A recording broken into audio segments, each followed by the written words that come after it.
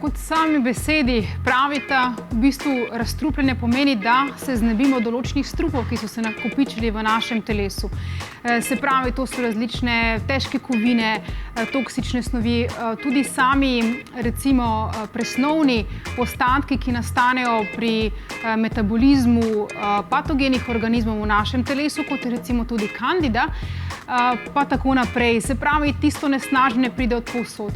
V hrani je, v vodi, tudi ta elektrosmog, o katerem se tudi premalo govori. Za razliko recimo od razkisanja telesa, kar pomeni, da so se nakopičile določene kisline v našem telesu.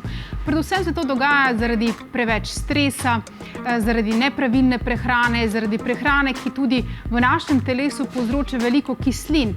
Tukaj govorimo predvsem o živilih živalskega izvora, ker pri presnovi in pri predelavi samih živil tega tipa nastajajo kisline, nastaja sečna kislina, ki pol vpliva tudi negativno na naše telo, če seveda imamo preveč v organizmu. Kopiči se seveda ali na področju naših ledvic, pri tem lahko tudi nastanejo v procesu kalcifikacije kakšni ledvični kamni, ali recimo telo odlaga tiste kisline nekje izven samih vitalnih organov. Tukaj govorimo recimo o sklepih ali na takih mestih, kjer ne škoduje vitalnim organom.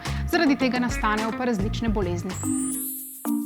Kalček, naravno z okusom.